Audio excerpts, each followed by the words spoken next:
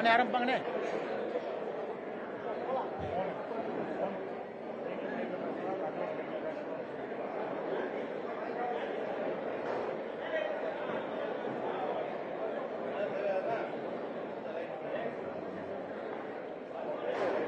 நீங்க ரெடினே. நம்முடைய பத்திரிகை அன்பர்களுக்கு எங்களுடைய மாலை வணக்கத்தை தெரிவித்துக் கொள்கின்றோம். அன்பு சகோதரர்களே, சகோதரிகளே, இன்று நம்முடைய சட்டப்பேரவையில் மாண்புமிகு முதலமைச்சர் ஐயா ஸ்டாலின் அவர்கள் கரூரில் செப்டம்பர் 27ஆம் தேதி சாயங்காலம் நடந்த அந்த அரசியல் கூட்ட நிகழ்வில் 41 அப்பாவி பொதுமக்கள் தங்களுடைய உயிரை இழந்திருக்கின்றார்கள். அது சம்பந்தமாக முதலமைச்சர் அவர்கள் பேசுகின்ற பொழுது வழக்கம் போல அரசின் மீது தவறில்லை என்றும் காவல்துறையின் மீது தவறில்லை என்றும் பேசியிருக்கின்றார்கள். அதே நேரத்தில் கரூரில் காவல்துறை பந்தோபஸ்த் கொடுத்தது மொத்தமாக 606 பேர் அந்த அரசியல் கூட்டத்திற்கு காவல்துறை பாதுகாப்பு அளித்தார்கள் என்று சொல்லியிருக்கின்றார்.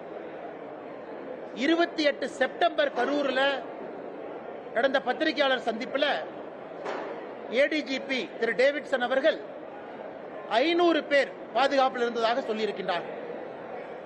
இன்று காவல்துறை ஒரு பத்திரிகையாளர் செய்தி குறிப்பு வெளியிட்டிருக்கிறாங்க. அதுல சம்பவ இடத்துல 350 பேர் இருப்பதாக சொல்லியிருக்கின்றார். மிச்சம் 150 பேர் வேறு வேறு இடத்துல இருந்தாங்க. இன்று இந்த வழக்கு சிபிஐக்கு மாற்றப்பட்ட பிறகு தமிழக அரசினுடைய முதலமைச்சர் ஒரு நம்பர் சொல்றாங்க 606, ஏடிஜிபி கரூர்ல 500, 28 செப்டம்பர்ல. இன்னைக்கு வந்திருக்கக்கூடிய காவல்துறை செய்தி குறிப்பு சம்பந்தப்பட்ட இடத்துல பந்தோபஸ்த் என்பது 350. இதிலிருந்தே நமக்கு பல விஷயம் தெரியுது. நிகழ்ச்சி எல்லாம் நடந்து முடிந்து அப்பாவி பொதுமக்கள் எல்லாம் இறந்த பிறகு இன்னைக்கு வழக்கு சிபிஐக்கு போன பிறகு முன்னுக்கு முரணாக பல விஷயங்களை தமிழக அரசு, அதுவும் குறிப்பாக சட்டப்பேரவையில் சொல்லிக் கொண்டிருக்கின்றார். இது வன்மையாக கண்டிக்கத்தக்கது மட்டுமல்ல, அதே நேரத்தில் தங்கள் மீது தவறு இல்லை என்பதை காட்டுவதற்காக இந்த பொய்களை எல்லாம் கட்டவிழ்த்து விட்டிருப்பதாக நாங்கள் பார்க்கின்றோம். இது முதல் விஷயங்கள்.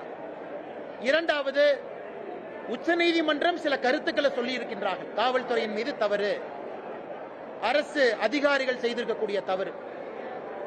சென்னை உயர்நீதிமன்றத்திலேயே சில கருத்துக்கள் பதிவாகி இருக்கிறது. ஆனா முதலமைச்சர் அவர்கள் இன்னைக்கு பேசியிருக்கக்கூடிய விஷயத்தெல்லாம் பார்க்கும் பொழுது அரசின் மீதோ அங்க இருக்கக்கூடிய அதிகாரிகள் மீதோ அங்க இருக்கக்கூடிய காவல்துறையின் மீதும் எந்த தவறும் இல்லை என்பதை போல் பேசிக் கொண்டிருக்கின்றார்கள். அதையும் இந்த நேரத்தில் மக்கள் மன்றத்தில் சுட்டிக்காட்ட விரும்புகின்றோம். இந்த நேரத்தில் முதலமைச்சர் அவர்கள் முன்னுக்கு முரணாக பேசுவதை விட்டுவிட்டு உச்சநீதிமன்றம் அமைத்திருக்கக்கூடிய அந்த குழு சிபிஐக்கு முறையாக அவங்க ஆதரவு கொடுத்து உண்மை குற்றவாளிகளை கண்டுபிடித்து வெளியே கொண்டு வருவதற்கான முயற்சியில் இறங்க வேண்டும் என்று இந்த நேரத்தில் வலியுறுத்துகின்றோம். அதை தாண்டி பத்திரிகை நண்பர்களுக்கு கேள்வி இருக்கும், பதில் சொல்றாங்கன்னா கேளுங்க.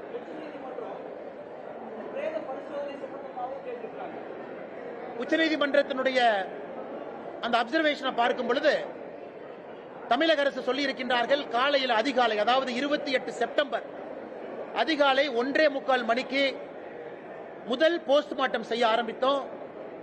மத்தியானம் 1 மணி முடியும் பொழுது 39வது உடலை போஸ்ட்மார்ட்டம் செய்து முடித்தோம் என்று சொல்லி இருக்கின்றார். காலையில 1:45 ஆரம்பிச்சு மத்தியானம் 1 மணி வரைக்கும்.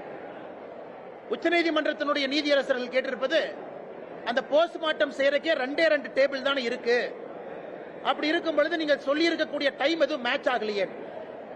அதை மறைப்பதற்காக இன்னைக்கு முதலமைச்சர் சட்டப்பேரவையில் இவர் புதுசா ஒண்ணு கொண்டு வர்றார். 24 மருத்துவர்கள் தலைமை அப்படின்னு புதுசா ஒண்ணு சொல்றார். 24 மருத்துவர்கள் தலைமையில இந்த உடல் ஆய்வுக்கூறு நடந்துச்சு, போஸ்ட்மார்ட்டம் நடந்துச்சுங்கிறாங்க. இன்னைக்கு உச்சநீதிமன்றம் கேட்கின்ற கேள்வியும் மக்கள் கேட்கிற கேள்வியும், காலையில 1:45க்கு 24 அரசு அங்க வரல, மருத்துவர்கள் வரல. முதல் 4 மணி நேரம் 5 மணி நேரத்தில் எத்தனை போஸ்ட்மார்ட்டம் பண்ணீங்க? முதலமைச்சர் சென்னையிலிருந்து அவசரமா வர்றாங்க. அவர் போவதற்கு முன்பே உதயநிதி ஸ்டாலின் துபாயிலிருந்து வர்றாரு. வந்தவுடனே போறதுக்கு முன்னாடி சில பேருக்கு மாலை போடணும், மரியாதை செய்யணும், போட்டோ எடுக்கணும் என்பதற்காக அவசர கதியிலே இந்த போஸ்ட்மார்ட்டம் செய்ததாகத்தான் நாங்கள் பார்க்கின்றோம். இது நிச்சயமாக சிபிஐ என்கொயரியில் இது வெளியே வரும். 2 டேபிள் வச்சுக்கிட்டு 39 பேர் அன்னைக்கு நீங்க 12 மணி நேரம் கணக்காட்டுறீங்க, அது வாய்ப்பே இல்லை. மருத்துவர்களும் பற்றாக்குறை தான். ஏன்னா சிபிஐ வந்ததுக்கு அப்புறம் லாக் எடுப்பாங்க, கால் லாக் எடுத்து பார்ப்பாங்க யார் எப்ப வந்தாங்க யாரு போனாங்க. அதனால அதுவரை பொறுத்திருப்போம். நிச்சயமாக அரசனுடைய பொய்களும் மாண்புமிகு முதலமைச்சர் ஐயா ஸ்டாலின் அவர்களுடைய பொய்களும் அன்னைக்கு வெளியே வரும் என்கின்ற முழு நம்பிக்கை எங்களுக்கு இருக்கு. அதே வேளையில் இந்த உடற்கூறாய்வு சம்பந்தமா அரசியல் செய்ய வேண்டாம் அப்படின்னு சொல்லி சுகாதாரத்துறை அமைச்சர் மா. சுப்பிரமணியன் வந்து எடப்பாடி பழனிசாமி சொல்லியிருக்காரு. அண்ணா இதுல அரசியல் செய்வது அப்படிங்கறதே கிடையாதுங்கண்ணா. உச்சநீதிமன்றம் கேட்ட கேள்வியை நாங்க கேட்கிறோம், புதுசா நம்ம கேட்கலையே. உச்சநீதிமன்றத்தில் தமிழக அரசு வைத்திருக்கக்கூடிய வாதத்தில் இருக்கக்கூடிய ஓட்டைகளை உச்சநீதிமன்றம் சுட்டிக்காட்டி இருக்கின்றார்கள். அதன் அடிப்படையில் நம்ம கேட்கிறோம். இவர்கள் புதிதாக 24 மருத்துவர்கள் வந்தாங்க, 24 பேர் சேர்ந்து போஸ்ட்மார்ட்டம் பண்ணாங்க. போஸ்ட்மார்ட்டம் நமக்கு தெரியும், ஒரு மருத்துவர் இருப்பாங்க, அசிஸ்ட் பண்றதுக்கு இருப்பாங்க. போஸ்ட்மார்ட்டம் நடக்கும் சராசரியாக 45 நிமிடம் 1 மணி நேரம் வரைக்கும் அது போகும். அப்படி இருக்கும் பொழுது இவங்க சொல்ற கணக்கு எங்கேயுமே டேலி ஆகலையாங்கன்னா. 1:45 காலையில் ஆரம்பிச்சோம், மத்தியானம் 1 மணிக்கு முடிச்சோம், 39வது பாண்டியை ஹேண்ட் ஓவர் பண்ணிட்டோங்கிறாங்க. அதனால்தான் திரும்ப திரும்ப இவர்கள் எதையோ மறைத்து எதையோ செய்ய போய் எங்கேயோ போய் மாட்டிக்கிட்டாங்க. எந்த காரணத்துக்கும் சிபிஐ என்கொயரி நடக்கக்கூடாது என்று தலைகீழாக நின்றார்கள். இன்னைக்கு அது நடக்குது, மாட்ட போறாங்கன்னு தெரியும். அதற்காக இவங்களே நெரட்டிவ் செட் செய்வதாகத்தான் நாங்க பார்க்கிறோம். அவங்களுக்கு என்னென்ன வேலை? அவங்களுக்கு வேலை இல்லை, மிரட்டுறதா அவங்களுக்கு வேலை. அதனால் திரும்ப திரும்ப நான் சொல்வது இதுதான். அண்ணன் திருமாவளவன் அவர்கள் முதலமைச்சர் ஐயாவை போய் சந்திக்கிறாங்க. சந்திங்க. முதலமைச்சரை சந்திச்சு என்ன சொல்றாங்க? அவர் கார்ல போனாரா? இன்னைக்கு பல வீடியோ நாம பாக்குறோம், தனியார் தொலைக்காட்சி நிறுவனம் பல வீடியோ போட்டு காட்டுறீங்க. அந்த 2 வீலர்ல கார் அடித்தது மிக தெளிவாக தெளிவாக நமக்கு தெரியுது. அந்த வீடியோ கேப்சர் ஆனது பாத்தீங்கன்னா மிக தெளிவா அந்த 2 வீலர்ல அடிக்கிறாங்க. அதெல்லாம் மறைச்சிட்டு இன்னைக்கு அண்ணன் திருமாவளவன் அவர்கள் ஸ்டாலின் அவங்களை போய் பார்த்து இது எப்படி இருக்குன்னா, இவர்களை காப்பாற்றிக் கொள்வதற்காக ஆட்சி நடக்குது. ஒரு சாதாரண ரோட்ல போற மனிதரை போய் நீங்க தட்டுறீங்க, கேட்டா முறைச்சு பார்த்தாரு 4 தட்டு தட்டுனுங்கிறீங்க. அதுக்கப்புறம் மருத்துவமனையில போய் நெஞ்சு வலின்னு படுத்திருந்தா அதையும் கேவலப்படுத்துறீங்க. அதை கேள்வி கேட்டா என்னைய மிரட்டுறீங்க. அதை தாண்டி முதலமைச்சரை போய் பார்த்து கம்ப்ளைண்ட் கொடுப்பீங்க. அதுவும் திருமாவளவன் பத்திரிகையாளர் சந்திப்பில் என் பேரை இழுத்து நான் தான் இதற்கு பின்னாடி இருந்தங்கிறார். அந்த 2 வீலர் காரலையும் தெரியாது, யாருன்னே தெரியாது. நான் சாமானிய மனிதனாக குரல் கொடுக்கின்றேன், என்னை போல நீங்களும் குரல் கொடுக்குறீங்க. அதனால திருமாவளவன் அவர்கள் இதெல்லாம் விட்டுட்டு நாகரிகமான அரசியலுக்கு வரணும். இது போன்ற வன்முறை, வெறுப்பு அரசியல், மிரட்டுவது, ரோட்ல போறவங்களை இடிப்பது, கேள்வி கேட்டா அடிக்க போவது, இது எந்த விதமான அரசியல்? இவங்க தமிழ்நாட்டில் என்ன மாற்றத்தை கொடுக்க போறாங்க? இவர்களால் என்ன மாற்றம் நடக்கும்? வன்முறை அரசியல்னால யாருக்கு என்ன லாபம்? அதனால அதற்கெல்லாம் நாங்கள் பயப்பட போவது கிடையாது. உங்களுக்கு தெரியும், அண்ணாமலை பொறுத்த வரைக்கும் ஒரு அடி அடிச்சா 2 அடி கொடுக்குறாங்க. மொத்தம் மாதிரி வாங்கிட்டு போற அல்ல இல்ல. அதனால அதற்கும் தயார் தான். நீங்க வரணும் வாங்க. அதனால இந்த உருட்டல் மிரட்டல் என்கிட்ட வச்சுக்காதீங்க. இதையெல்லாம் பார்த்து காவல்துறை அதிகாரியாக இருந்து அரசியலுக்கு வந்திருக்கேன், பல ரவுடிகளை டீல் பண்ணிருக்கேன். இந்த வேலையில என்கிட்ட வச்சுக்கூடாது. அதே நேரத்தில் முதலமைச்சர் நான் சொல்றது, நீங்க உள்ள புந்து ஏன் எஃப்ஐஆர் போடல? இந்த மாநிலத்தினுடைய முதலமைச்சர் நீங்க ஏன் அரெஸ்ட் பண்ணல? மிக தெளிவாக ரோட்ல வன்முறை நடந்திருக்கு. உங்களுடைய கூட்டணி கட்சியை சார்ந்தவங்க எம்பி கார்ல இருக்காரு, அவர் இறங்குறாரு, சுத்தி அத்தனை பேர் இருக்காங்க. அப்ப முதலமைச்சர் அவர்கள் சாமானிய மனிதனுக்கு ஒரு பாதுகாப்பு கொடுக்க முடியலனா காவல்துறையினுடைய அமைச்சராக இருக்கக்கூடிய மு.க. ஸ்டாலின் அவர்கள் அந்த பதவியில் உட்காரணுமா? ஒரு சாமானிய மனிதனுடைய பாதுகாப்பை உறுதி செய்ய முடியவில்லை என்றால் முதலமைச்சர் என்கின்ற நாட்கள் எதுக்கு வேணும்? அப்ப சாமானிய மனிதனுடைய பாதுகாப்பு முக்கியம் இல்ல, கூட்டணி கட்சி அண்ணா திருமாவளவன் தான் முக்கியம் என்று முதலமைச்சர் அவரும் முடிவெடுத்துட்டார். இது தமிழக மக்கள் அண்ணா இன்னைக்கெல்லாம் அந்த காலம் மாதிரி இல்ல, டிவியில நீங்க அத்தனை ஆங்கிள் போட்டோ எடுக்கிறீங்க, இந்த ஆங்கிள் அந்த ஆங்கிள் போடுறீங்க, தனியார் தொலைக்காட்சி எல்லாத்தையும் நம்ம பாக்குறோம், வேறு வேறு ஆங்கிள் காட்டுறீங்க. சாமானிய மனிதனுக்கு தெரிந்துவிடும் யார் ஏமாத்துறாங்க, யாரு பொய் சொல்றாங்க. அதனால் முதலமைச்சர் இதில் தலையிட்டு நடவடிக்கை எடுத்து காவல்துறையினுடைய மானத்தையும் அரசனுடைய மானத்தையும் காப்பாற்றும். கரூர் சம்பவத்தில் உள்ள அந்த கைது செய்யப்பட்ட மாவட்ட செயலாளருக்கு இன்னைக்கு நீதிமன்றம் ஜாமீன் கொடுத்திருக்குது. இது வந்து தங்களுக்கு கிடைத்த முதல் வெற்றி அப்படின்னு சொல்லி தாவேகா அண்ணா, தாவேகா அவங்க புரிஞ்சுக்கணும், எல்லாரும் புரிஞ்சுக்கணும். நான் தான் முதல்ல இருந்து சொல்றேங்கன்னா, இதுல திரு விஜய் அவர்களை அக்யூஸ் நம்பர் 1 போட முடியாது. அதே நேரத்தில் ஜாமீன் என்பது இயல்பாக எல்லாருக்கும் கிடைக்கத்தான் போகுது. இவங்க யாரும் போய் கொலை பண்ணல, யாரும் கத்தி எடுத்து குத்துல. தவறு நடந்திருந்தால் சிபிஐ வர்றாங்க, அதுக்கான சார்ஜ் ஷீட் பண்ணுவாங்க, எவிடன்ஸ் கொடுப்பாங்க. இன்னைக்கு ஒருவேளை வேகமா ஜாமீன் கிடைச்சிருக்குன்னா அரசு தரப்பு வழக்கறிஞர்கள் அவங்க குற்றச்சாட்டு வச்சிருக்கிறாங்க, குற்றச்சாட்டுக்கான ஆதாரத்தை கொடுக்க முடியவில்லை என்ற அர்த்தம் தான். ஜாமீன் கிடைச்சிருக்குன்னா அரசு தரப்பு வழக்கறிஞர்கள் அப்ப அவங்களால எவிடன்ஸ் கொடுக்க முடியல, அப்ப எவிடன்ஸ் இல்ல. இது ஒரு ஆங்கிள்.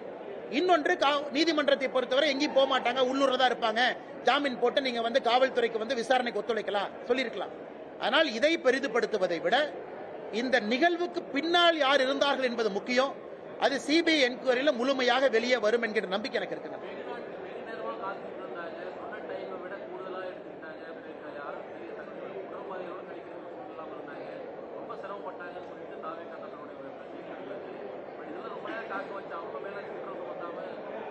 அண்ணா இன்னைக்கு வந்து காவல்துறை அவர்களுக்கு எப்போது வேண்டுமானாலும் ஒரு கூட்டத்தை கலைப்பதற்கான முழு அதிகாரம் இருக்கு.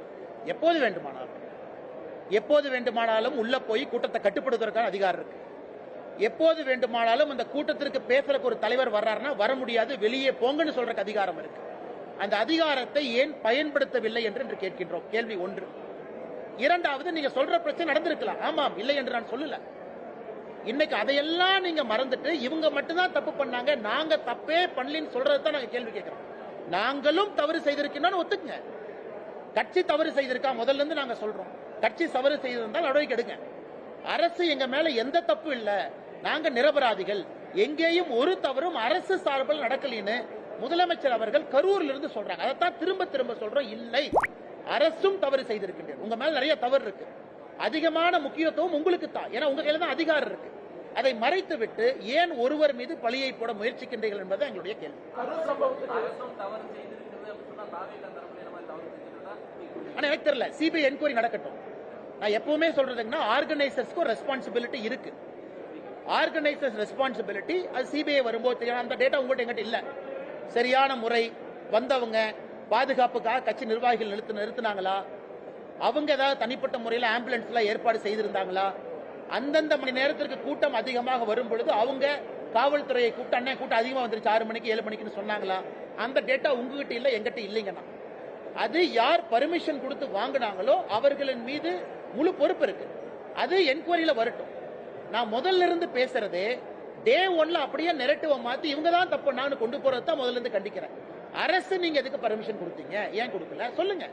நீங்க அவங்களை கைது பண்றதுக்கு முன்னாடி அந்த லோக்கல் சப் இன்ஸ்பெக்டர் சஸ்பெண்ட் பண்ணீங்களா? இல்லை. இந்தியால ஒரு கோவில் திருவிழால 2 பேர் இறந்தாவே லோக்கல் 2 பேர் சஸ்பெண்ட் ஆவாங்க, தாசில்தார் ஆவாங்க, சப் இன்ஸ்பெக்டர் ஆவாங்க. 41 பேர் இறந்த பிறகு ஒரு அரசு அதிகாரியும் கூட பொறுப்பில்லைன்னா எப்படி ஏத்துக்க முடியுங்கன்னா? கரூரில் இருந்து தொடர்ந்து பாரதிய ஜனதா கட்சி கேட்பது, இது இந்தியாவில் எந்த மாவட்டத்தில் நடந்திருந்தாலும் எஸ்பியும் கலெக்டரும் சஸ்பெண்ட் பண்ணிட்டு தான் அடுத்த வேலையை செய்வாங்க. நம்முடைய முதலமைச்சர் அதை கூட செய்யாம டிஃபெண்ட் பண்ணுவதற்கான காரணம் என்ன? அதுதான் ஆச்சரியமா இருக்கு, அதிர்ச்சியா இருக்கு. ஏன் முதலமைச்சர் ஒருதலை பட்சமா செயல் பண்றாங்க? ஆமாம், அரசு பண்றாங்க, நடவடிக்கை எடுத்து. ஆர்கனைசர் தப்பு, நாங்க நடவடிக்கை எடுக்க நாங்க பாராட்டுறோம். எல்லாமே இல்லாம ஒருத்தர் மேலேயே நான் திரும்ப திரும்ப போடுவேன் அப்படிங்கறதா எங்களை பொறுத்தவரை நாங்கள் உரிமை குரலாக கேள்வி கேட்பதை எங்கள் கடுமையாக கருதுகின்றோம். தமிழக ஐபிஎஸ் அதிகாரிகள் வந்து கண்காணிப்பு குழுவில் வந்து இருக்கக்கூடாதுன்னு சொல்லி உச்சநீதிமன்றம் சொல்லியிருக்காங்க. சட்ட ஆலோசனை நடத்தி தமிழக அரசு வந்து உச்சநீதிமன்றத்தை வந்து அணுகுன்னு சொல்லி முதல்வர் இன்னைக்கு சட்டமன்றத்தில். அண்ணா, முதல்வர் அவர்கள் புரிந்து கொள்ள வேண்டும். மணிப்பூர்ல கலவரம் நடந்த பொழுது மணிப்பூருக்கு வெளியே இருக்கக்கூடிய காவல்துறை அதிகாரிகளை எஸ்ஐடியில உச்சநீதிமன்றம் போட்டாங்க.